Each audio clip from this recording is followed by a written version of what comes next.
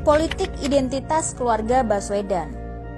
Keluarga Baswedan adalah imigran Arab Yaman. Mereka datang ke Indonesia karena melarikan diri ke berbagai negara, salah satunya ke Nusantara ini. Mereka dikenal sebagai kelompok Arab Hadrami yang berimigrasi ke Nusantara, merupakan kelompok miskin yang harus meninggalkan Arab karena ajaran dan tingkah laku mereka membahayakan politik pemerintah di masa itu. Dengan selalu mengatasnamakan agama untuk mencapai tujuan mereka.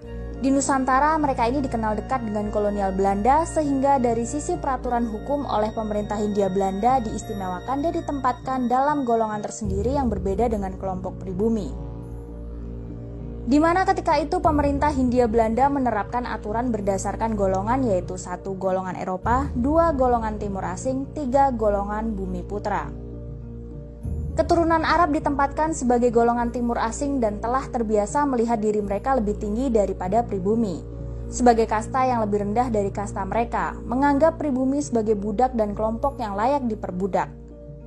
Untuk mempertegas keberadaan mereka sebagai kelompok yang berada di atas kelompok pribumi, Abdul Rahmat Baswedan mendirikan Partai Arab Indonesia pada tahun 1934 yang merupakan partai identitas, yaitu identitas keturunan Arab sebagai pemilik kasta lebih tinggi dari pribumi itu sendiri.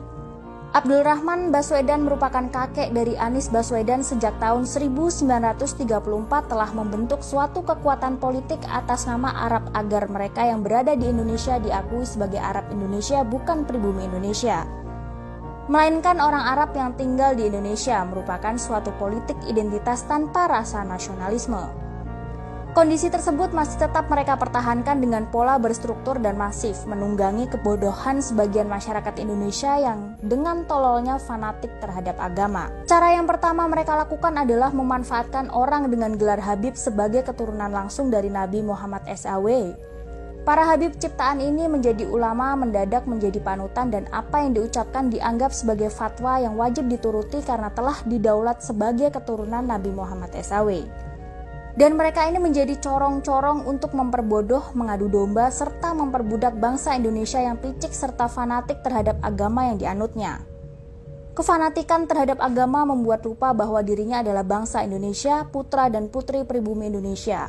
Hal ini bisa dibuktikan dengan beberapa hal, antara lain, FPI didirikan oleh Rizik Syihab menjadikan saudara kita yang fanatik tanpa otak menjadi budak politik agama.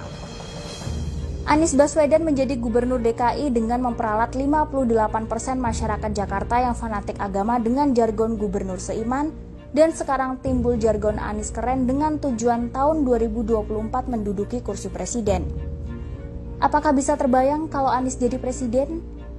Biar masing-masing kita merenungkannya, membayangkan bahwa NKRI tercinta ini akan menjadi negara Arab, kebudayaan dan warisan leluhur seperti adat istiadat akan musnah, kita akan menjadi warga yang layak diperbudak dan diperhamba bagi mereka.